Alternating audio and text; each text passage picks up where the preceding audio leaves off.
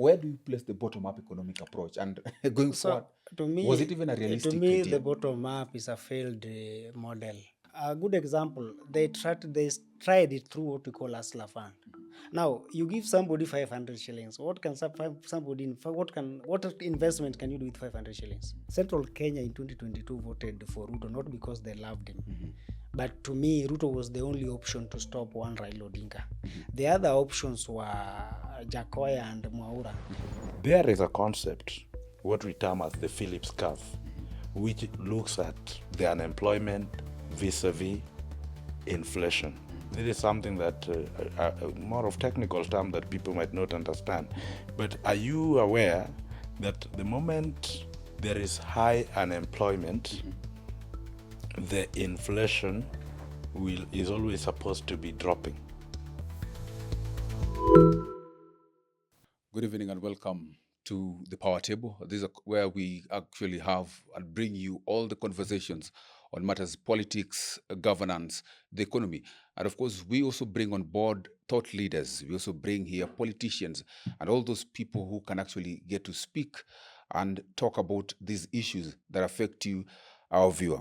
Well, tonight we're going to talk about the state of the nation. The President William Ruto just wrapped up a 5-day charm offensive in Mount Kenya, touting road title deeds and a vision for unity. But that there's a big question to it. Was it enough to mend a fractured heartland? Well, there's a question that we're going to seek answers to. What really happened? Is the president still owning Mount Kenya, or was it difficult? Did he find it a bit slippery when he went there? And of course, we also have the Rigathi Gachagua and also the opposition. The other issues like Rigathi Gachagua, the impeached deputy president, said the state had sponsored goons to attack them while at the church. We are also going to look at different other issues like the broad-based government. What does it have for the people of Kenya? We're also going to look at the economy and particularly the issue of the Gen Z protest and actually the issue that led to the Gen Z protest, and that is the finance bill of 2024. What will change? What difference will it have? And of course, other political issues like now the accusations that Justin Muturi is making of the president, William Ruto, saying very corrupt and not supposed to be the president. Well, what do my guests have to say about her? Of course, today I have two guests with me. And of course, my first guest is Eliud Onyango. Eliud Onyango is a research analyst and joining us for this conversation. Thank you so much, Eliud. And of course, I also have Justus Akude Jura. Justus Akude Jura is an advocate of the High Court, and he is also an economist, joining us for this broad conversation. Thank you so much, guys, for this conversation. I don't know whether to start with Justus, because the president had actually visited the mountain. Let us begin with that, because for the longest time, Rigathi Gachagua, the impeached deputy president, said that now it is done for William Ruto mostly at the mountain. From the president's visit, what do you make of the visit generally? First of all, was it a development tour, as he says, or was it just he was trying to get back the Mount Kenya people? And generally, your perception about the visit? Thank you, Kwach.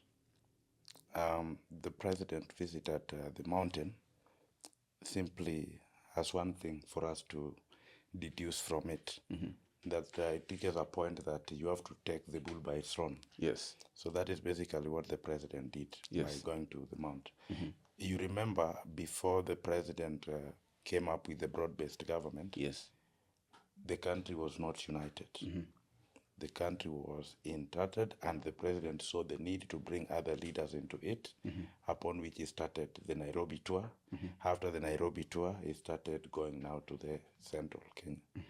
The whole purpose of that tour is, of course, has political connotation in it, that the president can indeed go even to an area where, as a matter of perception, people think that he cannot put his foot to. So he went there, announced development, but made conspicuous political declarations that he can face the people of mountain alone as president, and with the amateurs, the so-called political amateurs that perhaps the people of mountain would not want to engage, especially seeing them appearing next to the president. You could see when he went there, when he made certain leaders to come out and speak, they were being booed, but that didn't matter for the president. What mattered most is that in the eyes of the public, people came, whether they came to see the president or not, the president spoke. Yes.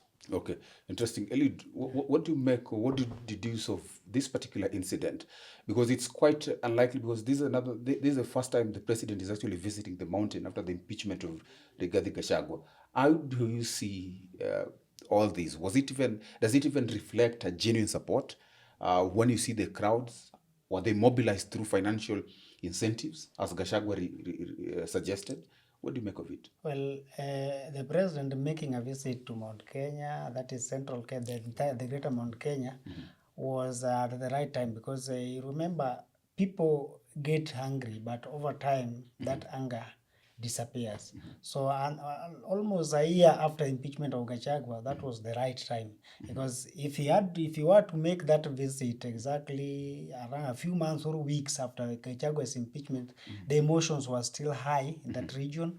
So it would have been very difficult for even his team, the team from Mount Kenya that are still with him, to mobilize crowds. And then as far as crowd mobilization, I would say president has some influence and power, that wherever he goes anywhere, even outside places that he has support, people will always come out. That's symbol of the presidency, and the power that moves around with him or with her.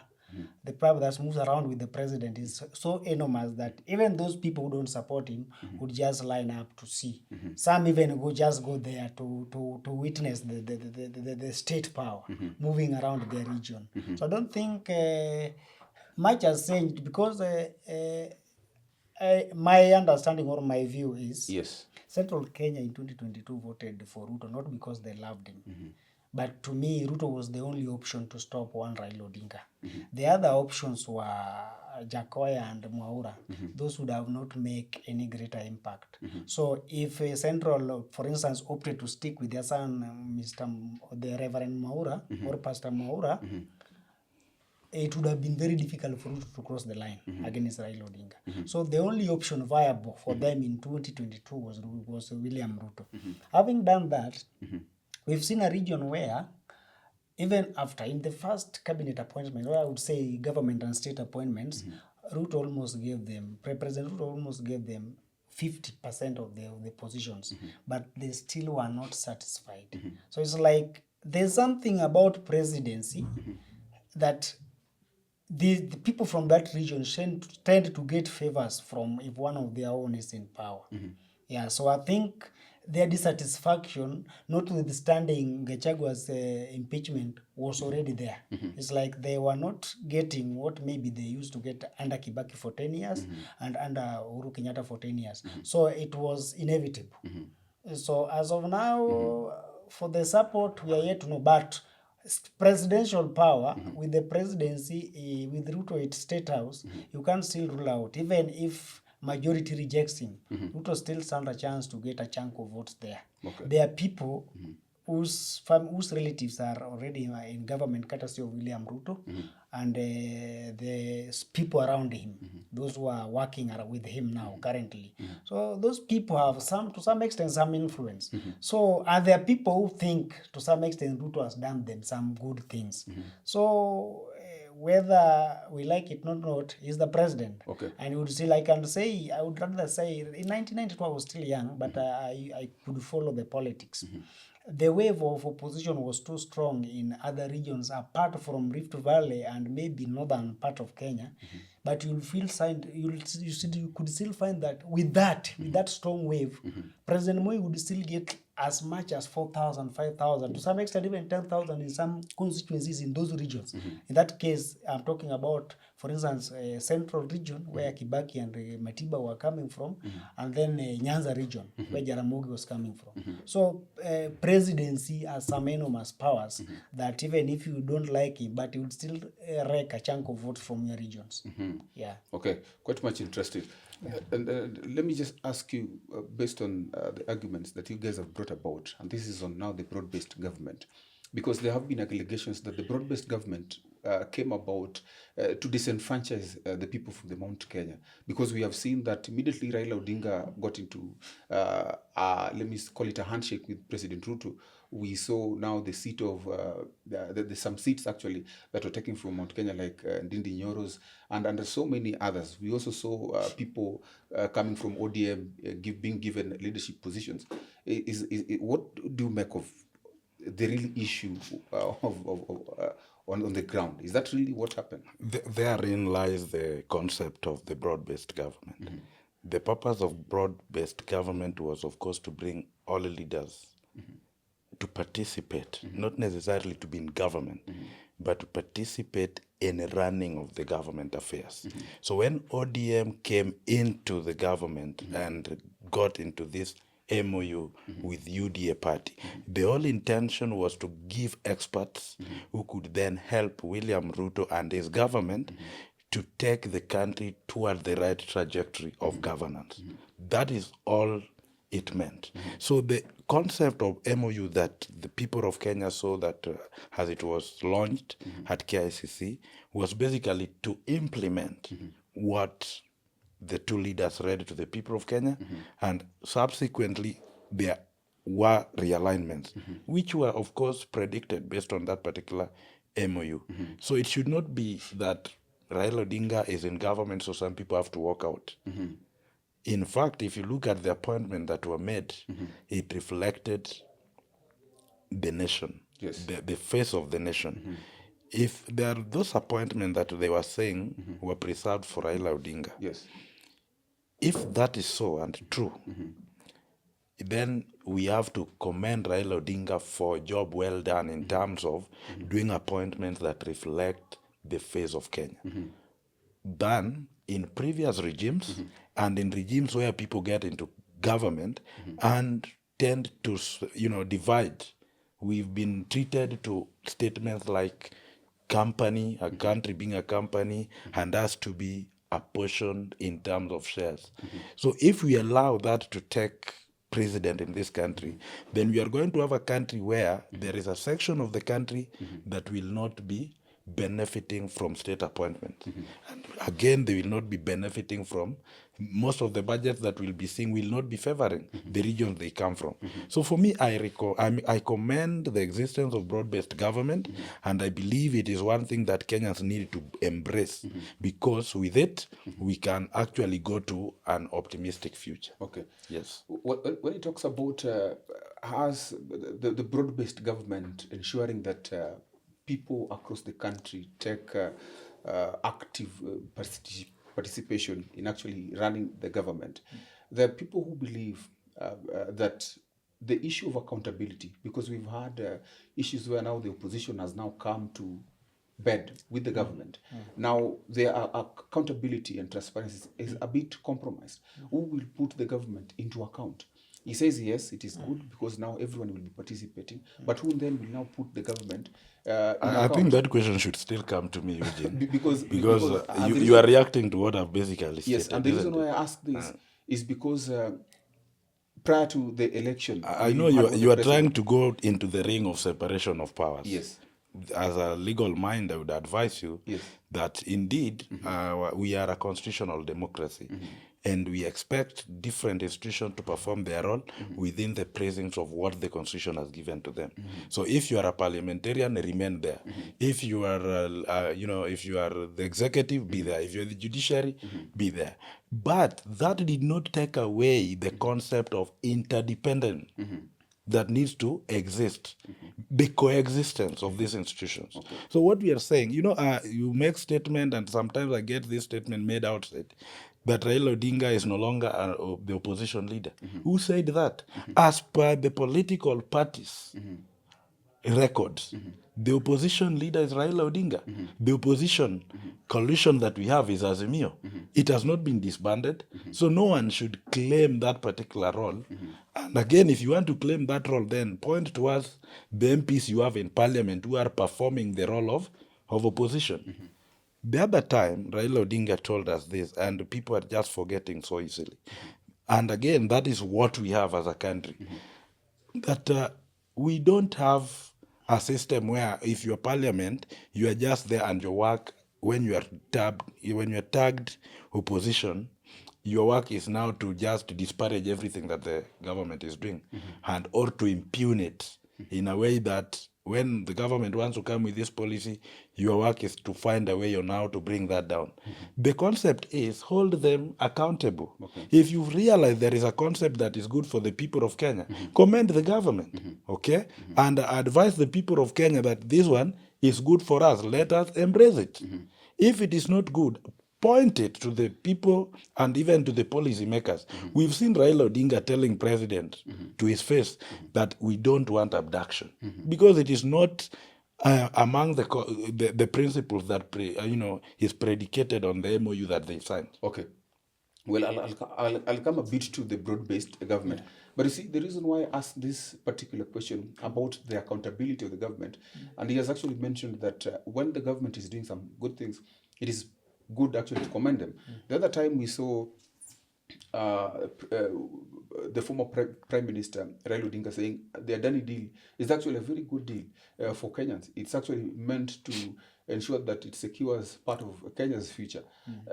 If you juxtaposition with one now what Justin Muturi was now saying, that the Adani deal was actually a scam, and actually he did not actually sign the contract actually that the president had wanted him to, because all these things actually are meant to ensure that the president gets money for himself and not for the people. What do you think? Actually, in Kenya, the biggest problem is at the presidency. Like you find in Kenya, every deal, every contract that is out there is for people to make deals. So that's why it is not easy to know what is a genuine deal and what is not a genuine deal. Because at the end of the day, if audit were to be done, all close to 95% of contracts awarded in Kenya, both at the national level and county levels, have deals inside them. Actually, some of the costs that goes with those contracts have the percentage of the deals inside them catered for. So that's why it's very difficult to pinpoint clearly the intention of the government. The intention of the government. Like, for instance, there have been several allegations that deals that are done at State House are awarded to people who may be sided with President William Ruto during campaigns. So they are never advertised anywhere. Somebody just called, this is yours. So there are those allegations, and they have never refuted them. So that's why knowing the genuine deal in Kenyan context becomes a difficult thing, not just for President William Ruto, but right from Moi days, all the way to Kibaki era, the way to Uhuru day, because I wasn't there during Kenyatta era, so I don't know. But during Moi ended his time when I was a little bit an adult. I was in high school.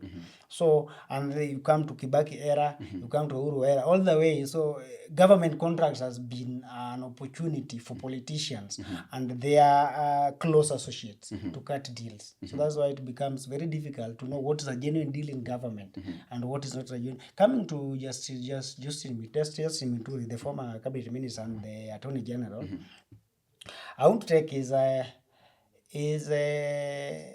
agitation with the pinch of salt it deserves, because Justin Muturi started criticizing the Ruto's government immediately he was out of the Attorney General's office.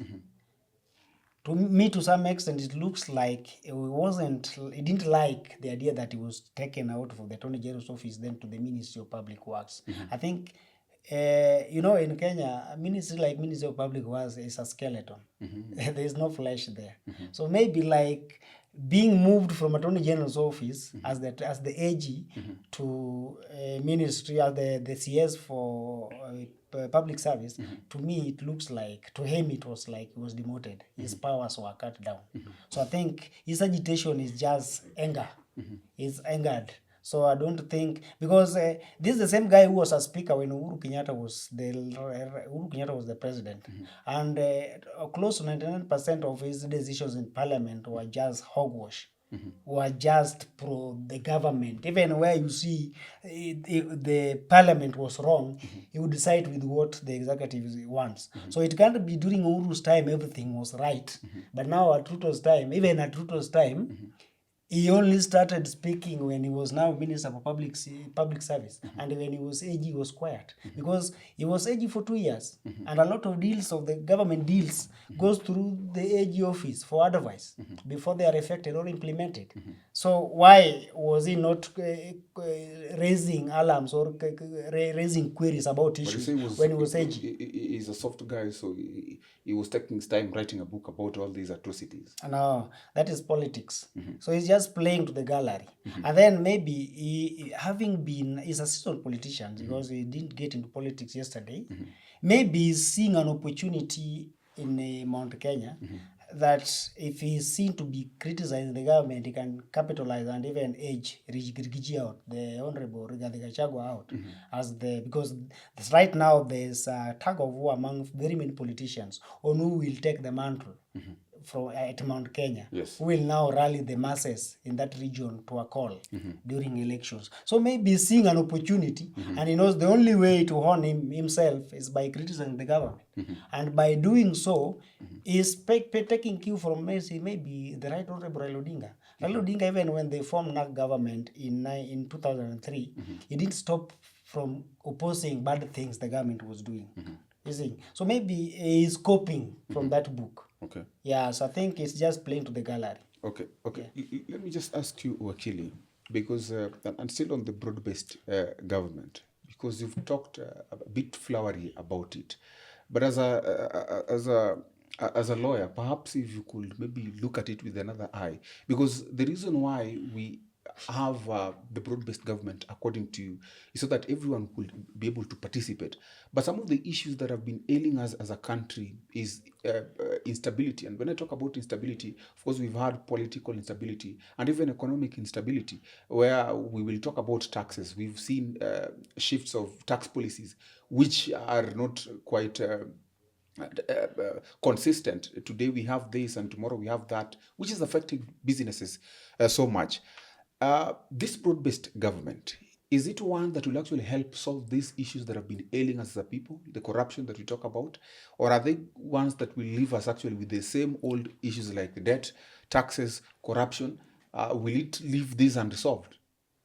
All right. And if so, has Raila not betrayed people as some are suggesting? I think the question of betrayal is neither here nor there. Okay. Because there is no evidence to prove the same. Yes. Though that is quite lawyering you. But anyway, Raila Odinga being in government, the sole intention of being in that government is to help and aid efficiency in government in terms of service delivery.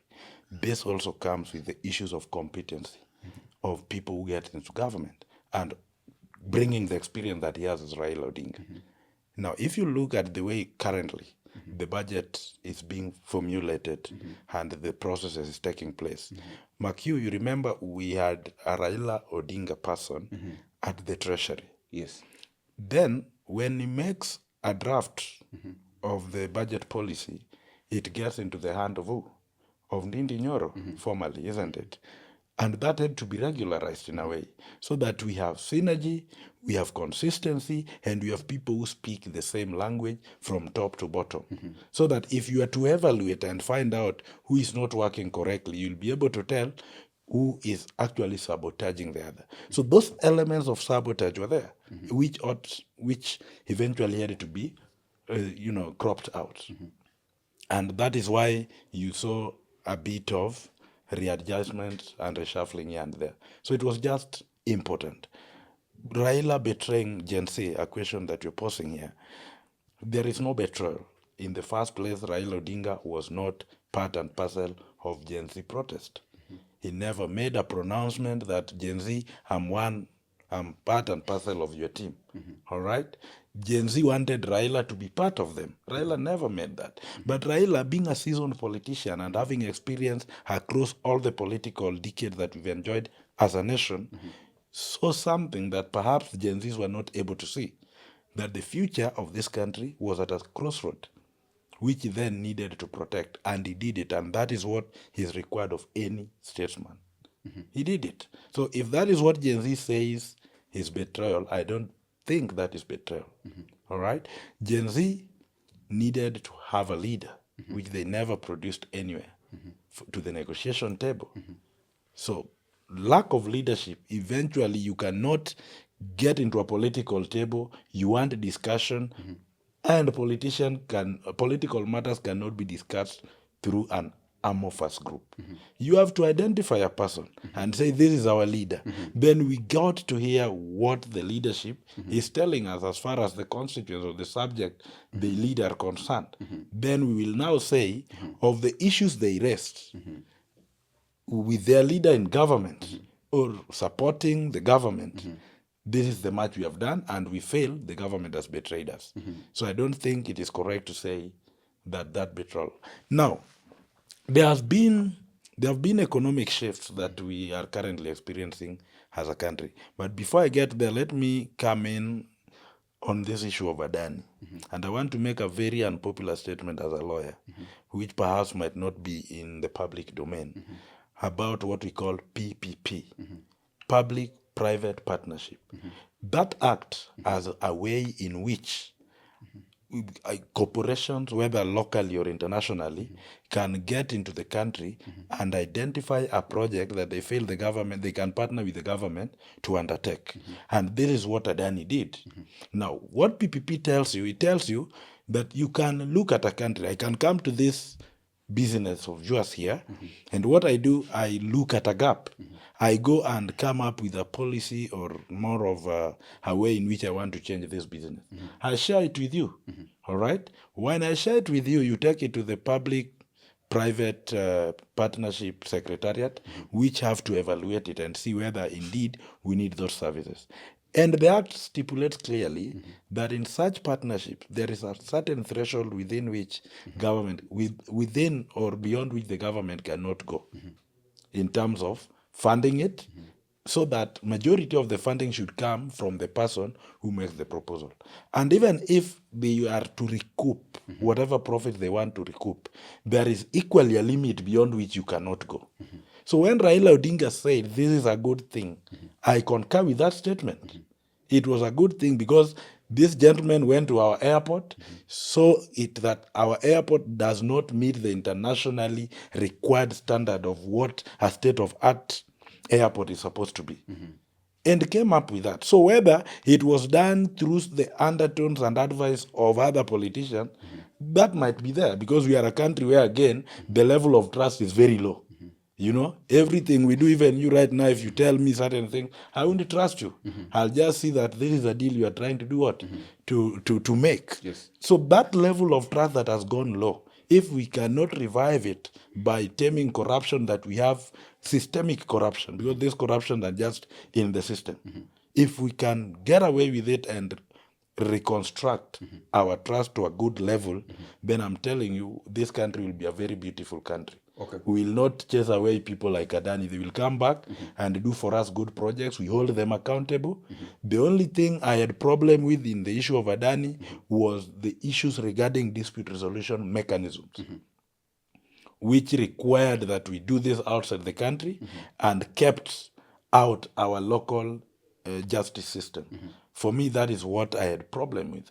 And if there were any malice in it, then that is the only malice I could point.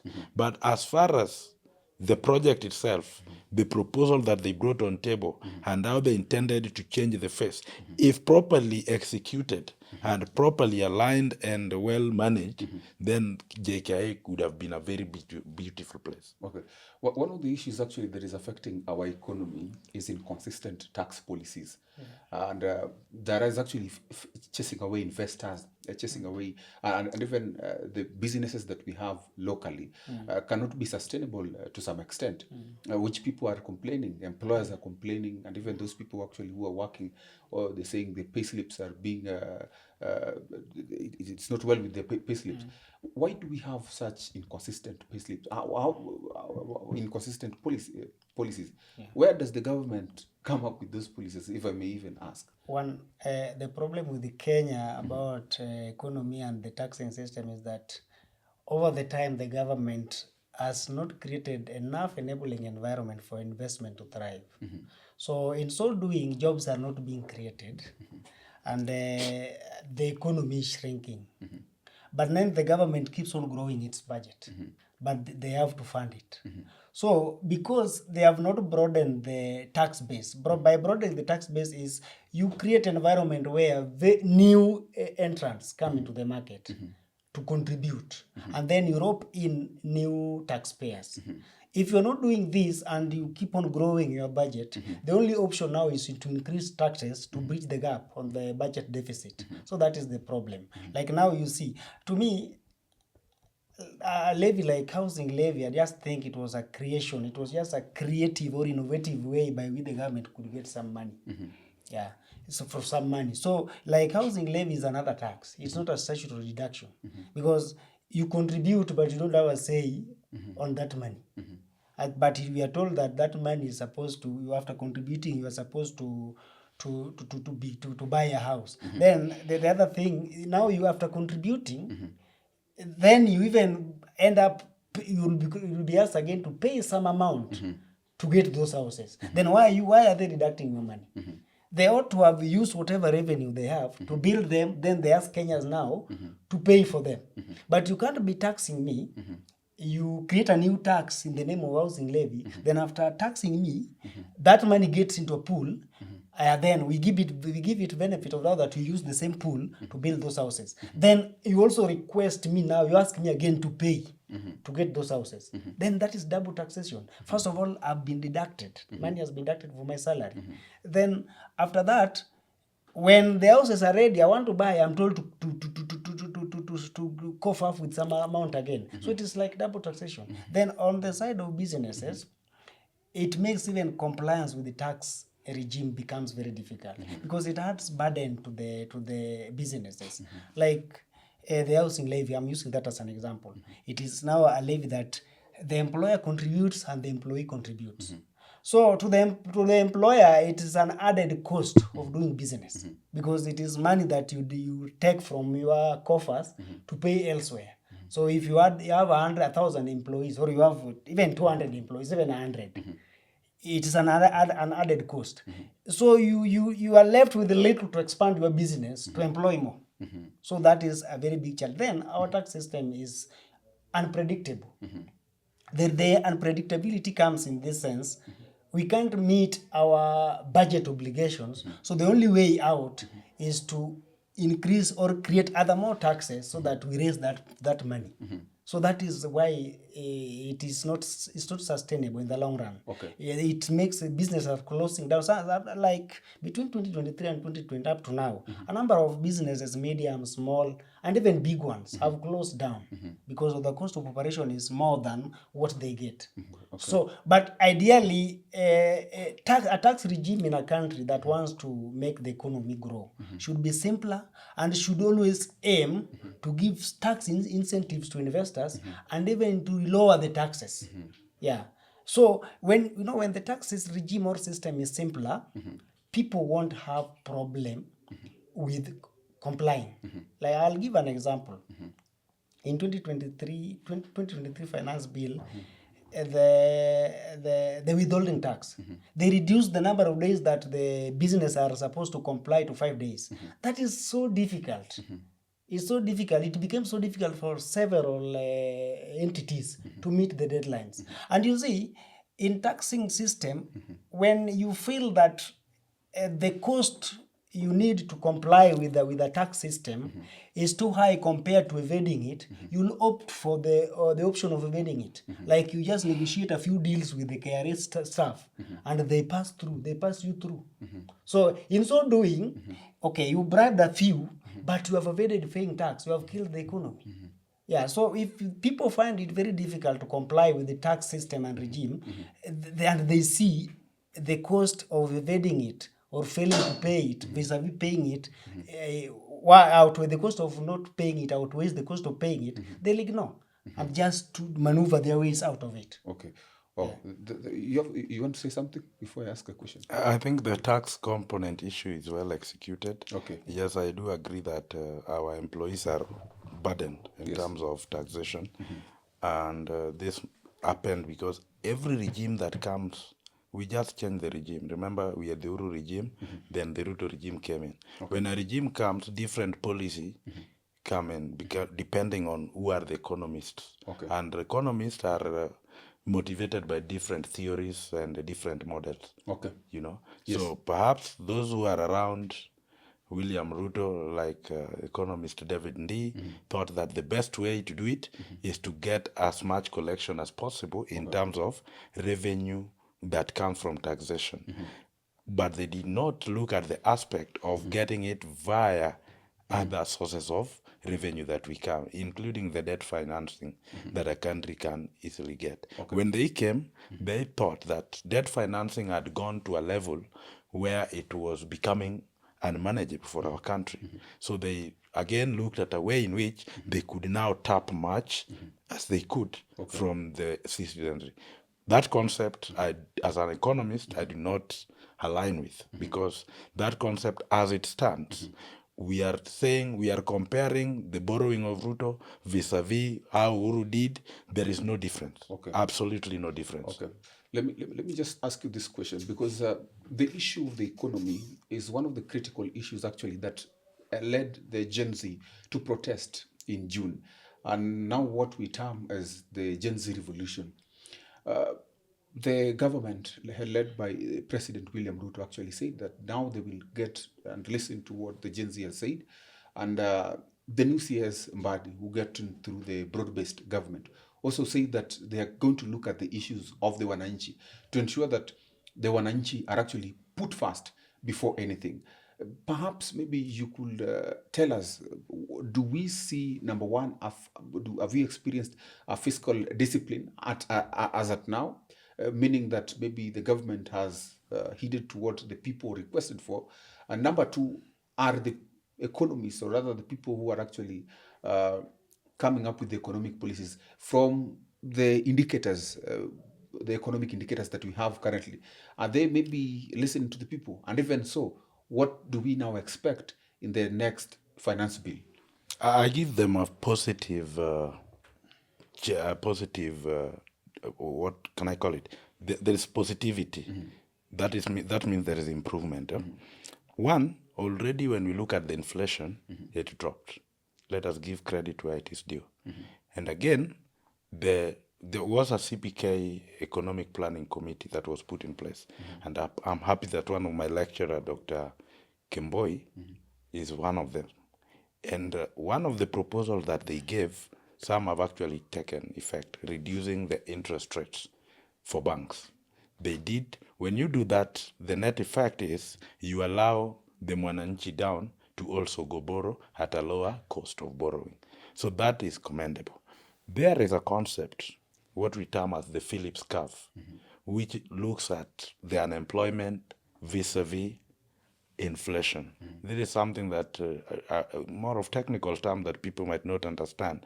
But are you aware that the moment there is high unemployment, the inflation is always supposed to be dropping?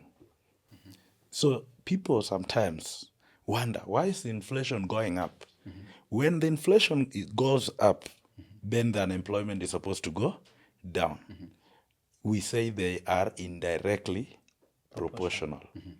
So what people do not understand and appreciate, that sometimes when you see the inflation goes up, it means there are certain adjustments that are taking place to absorb more people into the employment.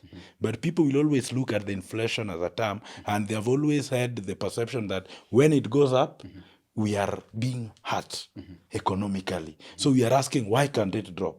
But what I'm telling you, when it dropped, the danger that we are likely to face, go when you retire, you can read about the Phillips curve. It puts us to the danger of unemployment. And what causes unemployment? Businesses are closing. People are being retrenched. People are told, go back home. We can no longer retain you, okay? Many people are being left. Lack of political goodwill is likely to contribute to the same. So as we speak, that political goodwill is there. Because they always say that the Odium people are good at throwing stones on the street, disrupting businesses. This time Raila Odinga is in government, businesses are supposed to thrive. The political atmosphere in this country is at its best. So we expect many investors to get into the country, invest so that our boys, the Gen Zs, can be employed. To address your question, having laid that back down, the Gen Zs were raising very serious issues of concern. Opulence regarding the lifestyle of the ministers, that was quite trivial. I don't want to address it. But let us address issues around corruption, issues around unnecessary expenditure by government. If you look at the time the Gen Zs went on the street and the amount of trips that the presidency and the people around the presidency were doing outside this country were so many, we all agree that that number has gone down.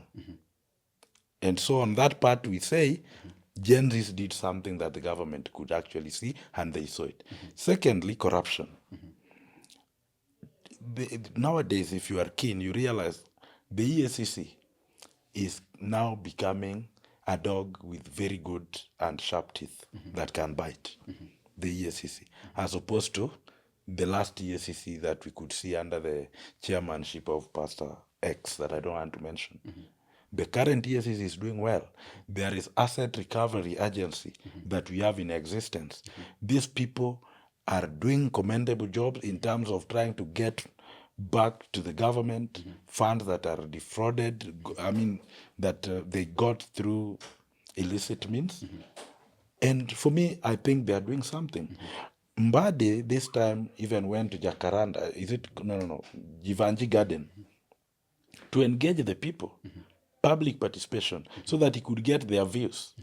Can we talk? What do you see that is not correct about this budget that is coming up? So they could address it one-on-one. The former cabinet secretaries were not available for these people so that they could talk and address some of the concerns that they were addressing. So for me, I give them a plus in terms of the improvement that they have made. If you compare, if you do a comparison of the former financial bill and the current financial bill. So much has changed, and we hope that trajectory will move upwards. Okay. There's a talk of a more realistic revenue projections. Also, as we also talk about what we expect in the Finance Bill 2025, that perhaps could have been different from what was seen earlier. What is maybe the government trying to do? And all this that we are seeing actually, even when he says that the CS was actually at Jivaji, is it a mere lip service? Is it just a PR, or are they quite intentional about it? I think having a realistic budget is better for us, because over the years we've been making budget projections that we can't meet.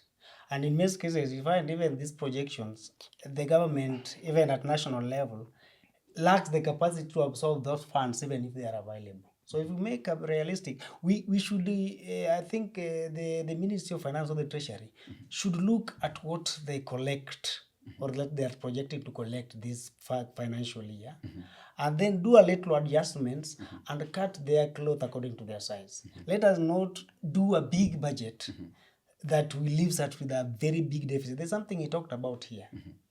The reason why there's no money circulation from banks to private or to the members of the public is because the biggest business partner of banks in Kenya is the government of Kenya, because they make a big budget that they can't finance, then they resort to domestic borrowing. And we know when the government does domestic borrowing, banks enjoy it. Because a CEO of a bank, when they do a business deal with the government, will just sit back and do nothing, but at the end of the day, government will play back with the interest, and it shall have made profits to the shareholders. I see. So when the government resort to domestic borrowing, the government shrinks the private sector and individuals who do borrow, because the banks also because of the security, they like doing business with the government. The only time Kenya public enjoyed borrowing from banks, and even at lower rates, was when, that's when we have to commend the late President Kibaki.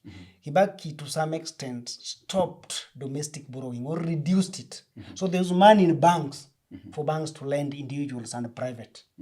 But now, during Uhuru and to some extent Ruto's regime, the government tend to borrow too much from the banks. and that reduces cash that the banks can lend to the public or to the private. And in so doing, we can't expand that economy in that way. So there's no money. Yeah. So, but to banks, they like it. Financial institutions like it when they do business with government because one, it is assured loan. It is the security that government will definitely pay. Okay. Yeah. A quick assessment of the bottom-up economic model, because the president, we understand that he got into the presidency through what he called the bottom-up economic approach. That is what he taunted, that is what now is going to save Kenya Better. That is actually what is going to make Kenya better. Perhaps if you look at how the economy shift is and what the progresses they're making, or what generally is happening in our economy, and maybe when we juxtaposition these two instances, where we talk about Kibaki's time, where there was money for the people to actually go and borrow, and compared to Uhuru's and Ruto's time, where the government tends to borrow more, and so there is less for the people to borrow. Where do you place the bottom-up economic approach? And going forward, To me, was it even a realistic to me, idea? the bottom up is a failed model because world over, I've never seen a country that has grown its economy through that. A good example, they tried it through what we call a fund. Now, you give somebody 500 shillings. What can somebody what investment can you do with 500 shillings? That's why there's a huge defaulting rate with that hustler van. Somebody gets that 500 shillings, and then somebody who doesn't pay another 50 shillings for lunch. And he tries and he gets that 500 shillings. The first thing this person will do, you can't do business when you're hungry. The first thing you do, you go to some shop, some small kiosk and buy food. Huh? The next thing, what investment, even to a large extent, in this economy, what investment can you even do with the 10,000? Nothing, because one, you will need to rent a shop or a kiosk if you don't have one. Then you will need to buy these things. Then the bills that you'll have to pay. So bottom-up economy was just a gimmick President Ruto used to wink the masses that he cares about them. Because even you see, the first cabinet or government appointments he made didn't reflect the bottom-up thing. Because if you wanted, there are several graduates, there are even people with master's degrees who are doing borders in various professions. He didn't even go for them, for even a quarter of them to be appointed in his cabinet. He just went for people who help him financially or morally to campaign for him. That's why his first cabinet was about loyalists. They were not. It was not about performance. Actually, Ruto's performance started after post-Gen Z. Post-Gen Z protests. That's when Ruto realized things are going south. Even the cabinet appointments, the men and women he now has in the cabinet are men and women who can be in a cabinet meeting and tell him, Mr. President, we don't think this one is right. You see? But the first cabinet appointees, PSS and other state departments were just full of loyalists, those who aided the UDS campaigns financially and maybe through political campaigns. So bottom-up ideology or model, no, it doesn't make sense. The Hustler Fund, which was the flagship project of bottom-up, failed. It's not there anymore. So it was a failed ideology. Quite interesting. Well, let me come to you, Wakili. Wakili, the issue of we have Ruto must go chance, and we've had it quite for a while, and perhaps people feel like the reason actually, and perhaps the real intention of the broad-based government, if I could take you back, was not actually to save Kenya, but was actually even to save Ruto himself, like you said. And with all this Ruto must go chance, and there have been conversations also that the marriage that we are seeing between President Ruto and the former Premier Raila Odinga was just a marriage of convenience. And people are asking, what is then the future of the broad-based government? This time we've had Raila Odinga saying that ODM will be on the ballot. What does this mean from how you view it? The broad-based government will be in existence so long as Raila Odinga is in it. The moment Raila Odinga quits, we will forget about broad-based government, because that is the engine that drives that kind of government that is in existence. So if Raila Odinga decides today that I'm walking out, he walks out with his experts, then that is the end of it. You are asking about the future of it, considering that Raila Odinga said ODM will be in the ballot 2027, then that underscores the misinterpretation that people have always put on this particular subject. Raila Odinga said that ODM and UDA coexist pursuant to an MOU that they formed. There was no marriage that these two political parties are going to work as a team in 2027. That is never one of the issues that came out. An MOU in terms of how are we going to address some of the problems that the people of Kenya are facing. You're going to help us with experts. You're going to help us with PSS. All right. We are going to do a bit of reshuffling in parliament. And that was done. The question of whether the ODM will field candidate in 2027 or not was never an item in broad-based government. Yes, it was never. Okay. Now, I want to give a rejoinder regarding the bottom-up. I was one of the people who really opposed that concept, having in-depth knowledge on economic issues, even before it came about. One, we are a capitalist country, or a mixture hybrid, sort of, but capitalist takes a bigger percentage of what our economic system is. In such a system, when you're talking about bottom-up, those who have money tend to think that you are trying to create some class war against them. You are trying to ask the people on the lower side of the pyramid to start attacking them and seizing their factors of production. So they will go and relax and even to some extent try to stop you. And they will stop you through so many means. Let me tell you, politicians are politicians, but they are big people that control them at the end of the day. And these people are the businessmen and the people who run the economy. If they say today we are not producing, even the politics that we are doing cannot be there. All right? But that notwithstanding, to date, with the concept of broad-based, because I don't want us to get back to bottom-up, it is not there. It is something that it was a book, and that book was thrown into the dustbin. Then Ruto tried now to find a way on how to come and resuscitate the economy. You could see before Ruto got into power, Uhuru Kenyatta, after the COVID-19, adopted some concepts that were there in, I think, 1930s, the Great Depression, where some economists solved a problem that occurred in the US, and advised President Uhuru that the only way to help this economy as at now or then was to release money to the people, government expenditure, as an item in GDP, and that is likely to grow it. So they did, and Uhuru came up with this kazi mtani, you know. But during campaign, President Ruto impugned that particular concept and said, ninyi watu, mnakaa hapa, mnawekwa, okota takataka, you get? But at the end of the day, these people are earning.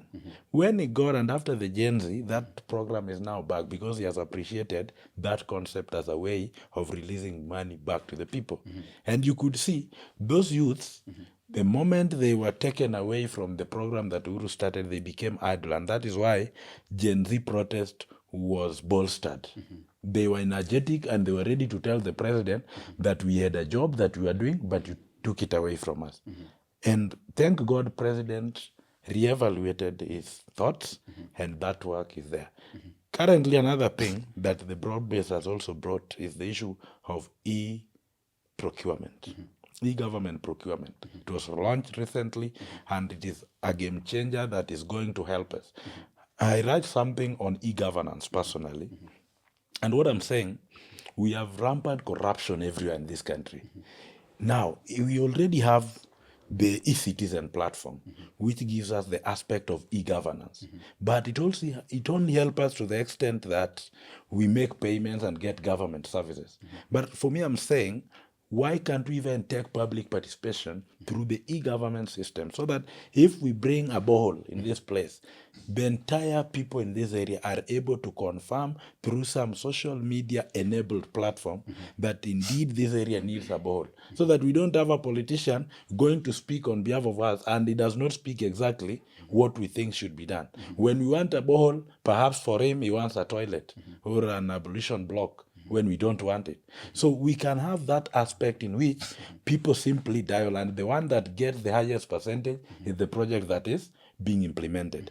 The good thing I love about the e-procurement that is coming is that we've had instances where we are told this particular government entity have advertised a tender and people are asked to bid for it. At the end of the day, there is a predetermined tenderer that they are going to give it. So in the end, there are people who are disenfranchised in the process. But through we'll be able to track and know who was the best qualified and who deserved it. Okay, quite much interesting. Wow.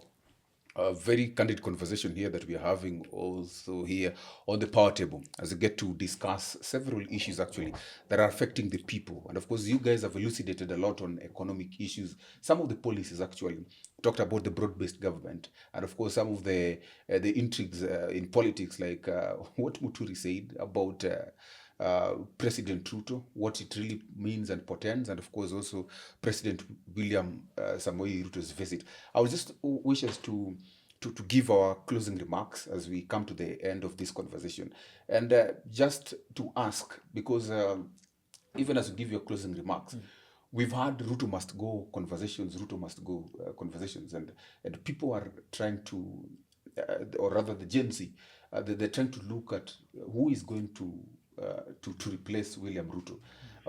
But this conversation is just Ruto must go, but you don't have a solid person or face that will actually replace this Ruto. They don't want Uhuru, they do not want Raila, they do not want Ruto. They want all the political guys to go. What is the future of Kenya? How does it look like with the Gen Z, with having such a notion? Gen Z had a valid reason up to June 25th, 2024. Beyond that, what we see in social media is somehow in Kenya, politics sells. That's why we are a political nation.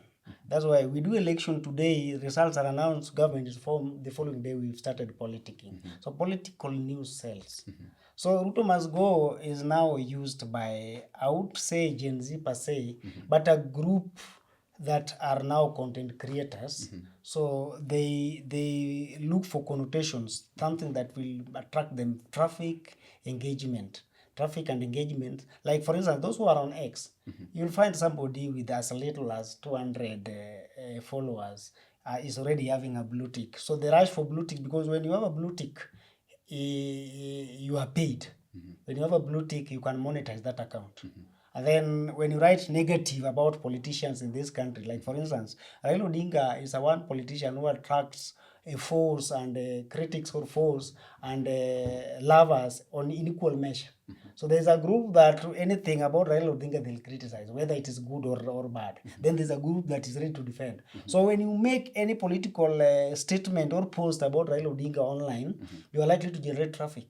And if you monetize your account, you'll be paid. So what I'm saying, Ruto must go is good, yes. But then what is the strategy of taking Ruto home? Ruto, remember, is the sitting president. So far, I would say, of all the people who have declared their aspirations to be presidents of Kenya, I would say, to a large extent, the only credible candidate there, at least based on his public demeanor, the way he's presented himself, the way he's behaved, his actions so far, ever since he came into public domain, somebody who is credible there among those guys, I would say, is Andrew Okiya Mutata, senator for Busia. But Andrew Okiya Mutata is suffering the fate that the likes of Wajakoya, Mwaura, and even lesser candidates suffered in the other elections. Kenya's politics is still largely mobilized along ethnic lines. So if you don't have a very big political ethnic group behind you, you are doomed to fail.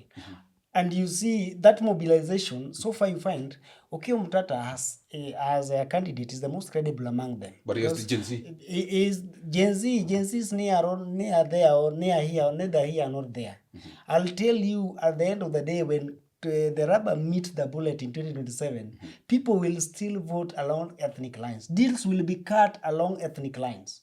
The Mount Kenya group will sit and say, who has our interests at heart? The Luo region will sit and say, who has our interests at heart? The Western, the coastals. So who has our interests at heart? And then people will be rallied along those interests. You see, that is how we mobilize our politics. There's no ideology. The only ideology that sells in Kenya is tribe.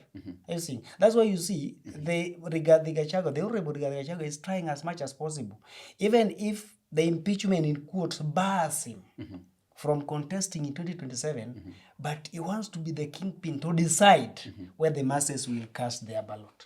Like you see now, Raila Odinga over the years, I would say over like 20-25 years or so, has casted his net wide beyond Nyanza. So Raila controls a size all over half of Nairobi.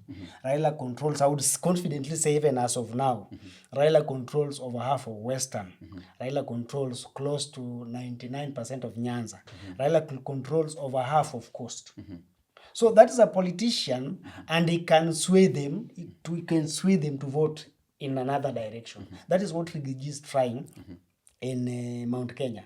Kalonzo already has it in Lower Eastern. Kalonzo controls Ukambani region, and to a large extent, some pockets in Coast, because areas around Taita Taveta, there are sizable Ukambas. Areas around Mombasa, Kwale, and Cliff, they are sizable Ukambas. So to a large extent, Kalonzo has some clout in Coast again, Coast region. For instance, a constituency like Changamwe, if a candidate that Kalonzo supports gets backing from, let me say, the Mijikenda, that candidate is likely to beat any other candidate, because there's a chunk of campus in Changamwe constituency. So I would say our politics is mobilized along ethnic lines. So Ruto must go is a connotation, yes. But how are we going to actualize that?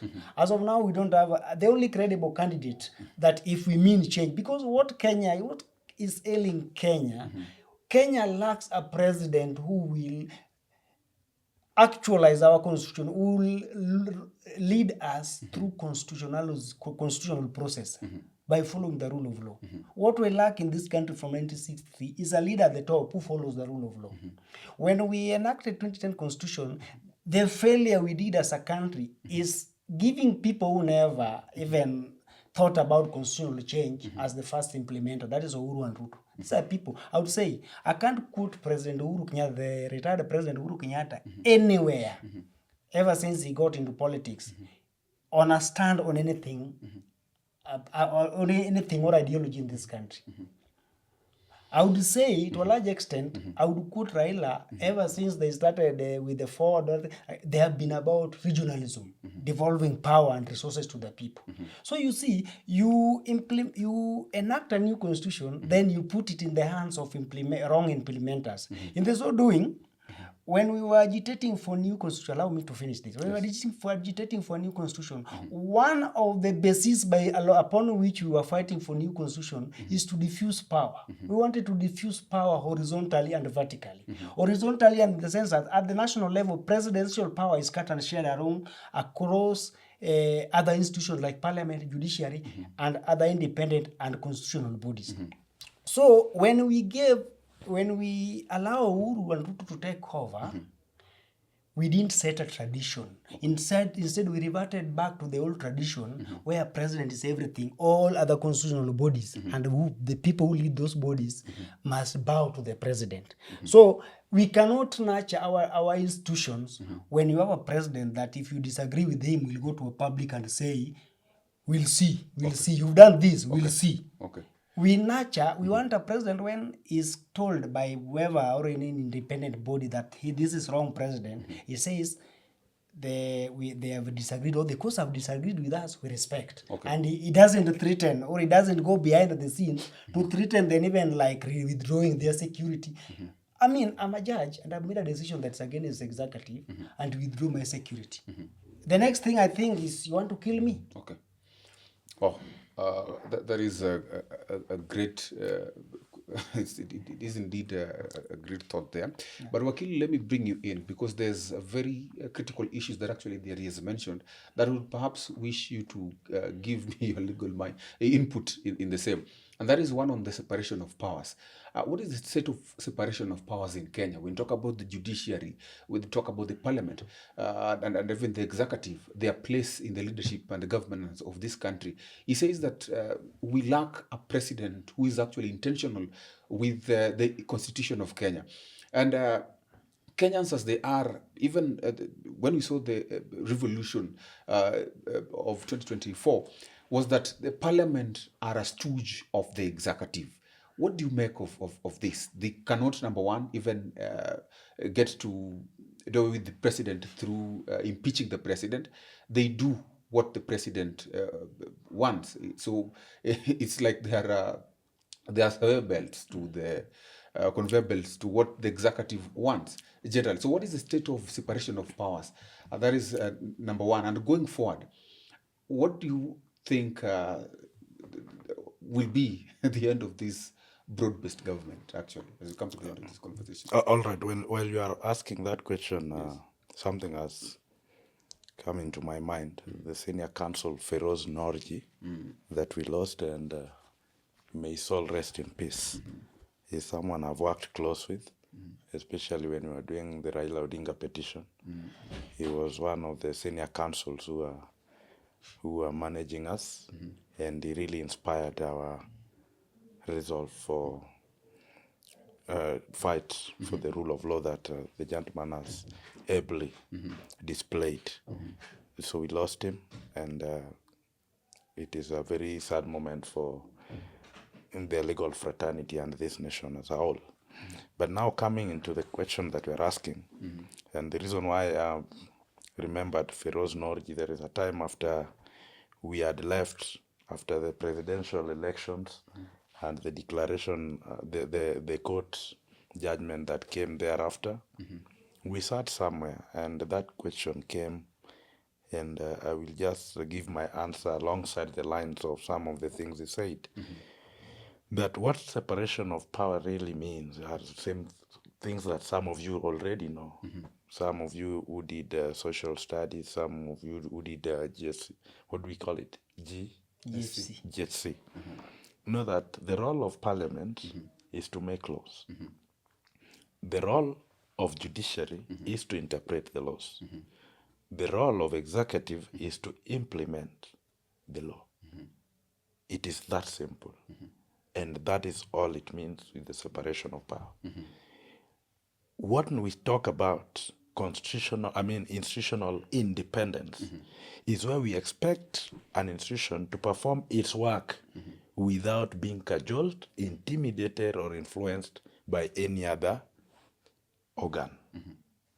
Meaning, if you take a matter to the judiciary, whether this matter touches on the executive, whether it touches on the legislatures or anybody else, they are supposed to do it judiciously and without any whimsical input.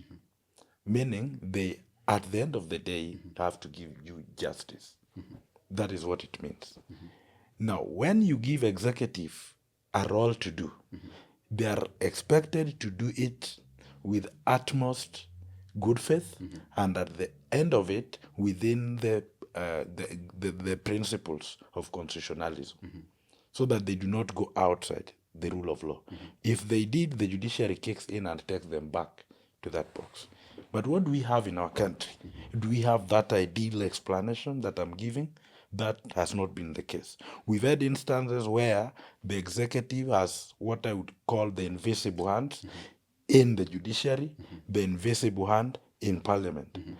When parliamentarians are vocal in saying that we support the government, that we are being called into parliamentary group meetings and we implement what the president wants, then there is a serious threat to the separation of powers. Because we don't expect them to be telling us to get orders and come to implement. And that is why, again, as all, I'm a friend to MPs, I work for some of them. But let me tell you something about the NGCDF. that is currently being discussed here and there. Sometimes you hear the discussion in the Senate, in the National Assembly. The NGCDF gives the member of parliament power to implement government projects, which is not their role. Not their role. The courts made a pronouncement not long ago that the NGCDF by 26th of May 2026 should be disbanded. And any fund that they have, they should start finding an exit route. And now the same fund should be exhausted. But now wait.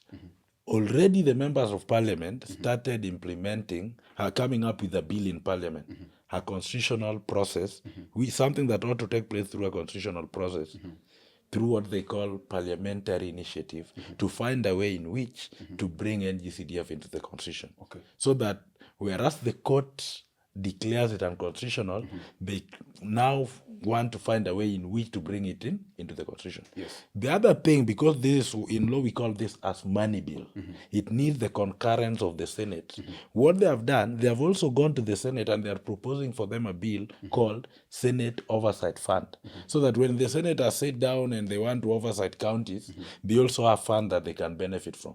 The sole intention of that fund is to make them friendly to the bill that parliamentarians are bringing, the NGCDF, into constitution, which are entirely unconstitutional and is a threat to the separation of power. The last question was on broad-based government, and let me just ask it, maybe a small take a bit about it. Will we, after every election, be having handshakes, a broad-based government, and where the opposition has to unite and work with the government every now and then? We have experienced this since long. I don't know. These handshakes, Eugyne, I got your question. These handshakes are as a result of wrong decisions that we get at the ballot. The reason is this. When you elect a person who is supposed to be elected to power, you will not need a handshake to run the government. But when you elect a wrong person to that position, he will need to get the concurrence of a person who ought to have been elected so that he can run. Because the problem we have, the voters have always, not rejected per se, but Raila Odinga has always been defrauded at the ballot. Every now and again, elections come, Raila Odinga, votes are stolen, and he never becomes the president, isn't it? But you cannot run that government because you need him. Anytime he's in opposition, all the presidents that you've seen, they grow thinner and thinner every day. But any moment Raila Odinga comes and shakes their hand, at least we see the improvement in their health. So what it simply means is that let people elect the person that is supposed to be elected. Thank you so much. In 2 words, maybe you wanted to say something also? Just rejoin on what he's saying. He's right. We saw in 2003 when Kenyans elected the late Honorable Mwai Kibaki as the president. Kenya was rated as the most optimistic country in the world. Why was so? Everybody felt like this is a government of our own, we owned it. Then 4 months down the line, when Kenya, in fact, at that moment in time, Kenyans themselves were arresting police officers who were taking bribes along the roads. People were ready to fight for their government and to make their government fit and to make their country work for them. But 4 months down the line, when Honorable Kibaki realized that, one, I'm using tribalism, that he's a Kikuyu first before he's a Kenyan, that's where we lost it. And the biggest problem, like a candidate like Raila Odinga, this is a candidate that in every election gets support. We have like the former 8 regions from provinces. This is a candidate that beats the rest of his opponents in 5 to 6 in every election of those regions. And then the other candidate is taken to have won by 1 or 2 regions. How is that possible? Like in 2022, Honorable William Ruto had only support in Rift Valley and Mount Kenya. Mount Kenya parts, Mount Kenya region. So the other regions, if you look at the map of Kenya, was painted blue. It is very difficult to govern in such a scenario. So that's why what he's saying is right. No, when we get it right at the ballot and elect a president who deserves it, you won't need handshakes. But you cannot rule when like close to 60% of the country are not with you. I was actually even to ask, with the new IBC, are we going to get it right? Just yes or no? Because you've said Raila has been defrauded at the ballot. So the process is still ongoing. Okay. After that, we'll see the profiles of each and every person who deserves the job, and we believe they are going to do the right work. In fact, they have seen what has befallen their predecessors, so I believe they know what to do right. Okay. I believe we still don't have a Democrat as president and is the appointing authority. So it is just a game of musical chairs. The new IBC team will just do what their predecessors did. We don't have, if we have a president who is democratic now, when he's beaten, he comes up and owns up, have been defeated, and shakes hands with the winner, then we'll now say our electoral commission is independent. But as of now, we have a president who is not a Democrat. Thank you so much, gentlemen, because it was been indeed a great conversation here on the Power Table, where we get to discuss issues that matters of politics, governance, economics, and all other issues that affect you, as we get to chew them into policies which you, our viewer, can get to swallow. Well, I've been joined by Mheshimiwa Justus Akude Jura, who is, of course, an advocate of the High Court. He's also an economist, amongst many other arts. Thank you so much for joining us on this conversation. Of course, we also have Eliud Onyango. Eliud is a research analyst, joining us also for this conversation, and you've heard the contribution. Well, it has been a great conversation, great discourse indeed. And for now, we wish you a good night. My name is Eugyne Kwach, and see you next time.